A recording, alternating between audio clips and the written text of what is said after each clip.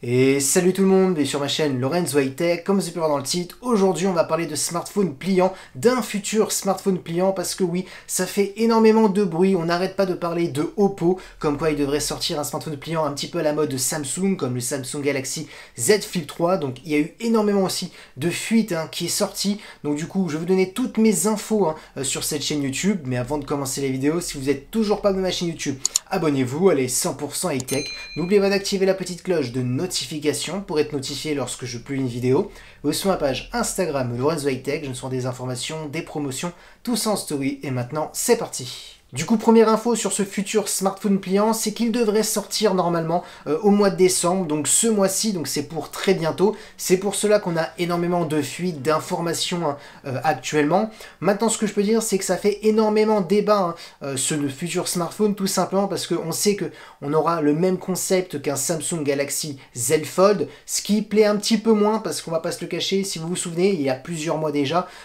Oppo avait présenté un Oppo Fan X, un concept, un smartphone qui s'étirait, et l'avantage de ce type de concept, c'est qu'on n'avait pas de pliure au centre du smartphone comme les Samsung Galaxy Fold, où malheureusement, il y a pas mal de personnes que ça ne plaît pas, ce concept, le fait d'avoir une pliure. Donc l'avantage du smartphone qui s'étire, on n'avait plus ce souci. Maintenant, je pense que la technologie n'est peut-être pas encore vraiment prête. C'est pour ça que Oppo préfère d'abord s'attaquer au même concept que Samsung, un smartphone qui se plie et qui se déplie comme un livre. Du coup, normalement, on devrait avoir une grande diagonale lorsque vous dépliez le smartphone. On devrait être sur une diagonale de 7,8 pouces. La technologie d'écran, on parle d'une technologie AMOLED, ce qui est sûr à 100%, car actuellement, il n'y a que cette technologie sur le marché qui permet de se plier. On devrait avoir du 120 Hz, donc ça va être parfait pour les jeux vidéo, pour la fluidité lorsque vous scrollez sur des pages web. On serait en plus sur une table LTPO, donc qui permettrait de descendre jusqu'à 10 Hz et monter jusqu'à du 120 Hz, donc on serait sur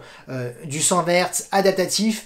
La dalle va s'adapter à votre contenu, donc ça permet d'économiser un petit peu de batterie grâce à cette technologie. Ensuite, pour la caméra frontale, on parle d'un poinçon de 32 mégapixels. Oppo a choisi le poinçon car pour l'instant, ils estiment que la technologie pour la caméra frontale sous l'écran n'est pas vraiment prête. On avait eu une annonce de la part de Oppo, donc je pense que oui, on aura bien un poinçon pour la caméra frontale. Et concernant le gros changement en termes de design dans ce style de smartphone, comparé par exemple à un Samsung Galaxy Z Fold 3, ça serait l'écran incurvé. On parle de bord incurvé pour ce futur smartphone pliant de Oppo, donc pour avoir une meilleure immersion, pour avoir un design qui change aussi, donc elle serait là la grosse différence en termes d'écran par rapport à un Samsung Galaxy Z Fold. Maintenant, parlons de la partie photo, car ça a énormément fuité, surtout qu'on connaît les capteurs déjà, ils ont déjà été utilisés sur d'autres smartphones. On devrait être sur un capteur de 50 mégapixels, un capteur de Sony, le IMX766, donc un très bon capteur. Ensuite, comme second capteur, on devrait être sur un ultra grand angle de 16 mégapixels, toujours un capteur de Sony, par contre c'est pas le même, c'est le IMX481.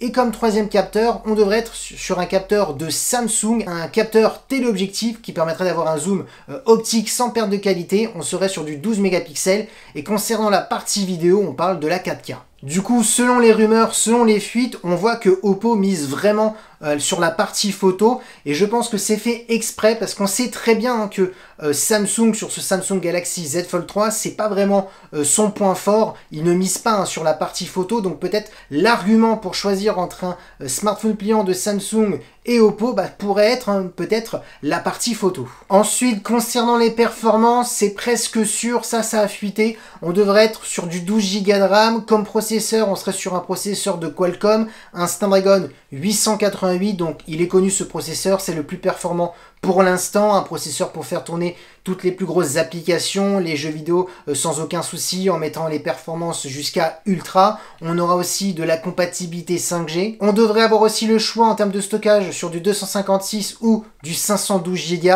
En termes de sécurité, on devrait déverrouiller son smartphone sur la tranche du smartphone. Oppo n'a pas voulu mettre de capteur sous l'écran. Ensuite, on parle d'un son Dolby Atmos. On devrait avoir 4 haut-parleurs donc pour avoir un bon son. Et ensuite, concernant la batterie, on parle d'une recharge rapide de 65 watts. Donc voilà toutes les rumeurs qu'on a pu voir ces temps-ci sur Oppo. Il y a eu aussi certaines caractéristiques, c'est quand même des fuites, notamment la partie photo. Du coup, mon avis sur ce futur Oppo pliant, si vraiment toutes ces caractéristiques s'avèrent vraies, eh ben on devrait être quand même sur un très bon concurrent au Samsung Galaxy Z Fold, surtout au niveau de la partie photo, ça s'annonce quand même meilleur par rapport au Samsung Galaxy Z Fold 3 de Samsung. Donc peut-être l'argument pour choisir un smartphone pliant plus tard, ça sera peut-être la partie photo entre Samsung et Oppo. Ensuite, il faut voir le reste, bien entendu, si la qualité d'écran est au rendez-vous, est-ce que c'est aussi parfait que Samsung. Après, concernant la pliure, normalement, ça devrait être la même chose parce que ils achètent les écrans de Samsung, donc du coup, ils auront les mêmes soucis. Mais surtout, ce qu'on attend tous, bien entendu, c'est le tarif. Est-ce que Oppo va réussir à baisser le tarif pour essayer de gagner des parts de marché et surtout pour démocratiser cette technologie de smartphone pliant. Et voilà, la vidéo du Oppo pliant est terminée. J'espère que la vidéo vous a plu. Si c'est le cas, n'oubliez pas le petit pouce like, de vous abonner sur cette chaîne YouTube et d'activer la petite cloche de notification pour être notifié lorsque je publie une vidéo, ou sur ma page Instagram Lorenzo High Tech. Je donne souvent des informations, des promotions, tout ça en story. Et maintenant, je vous dis à très bientôt.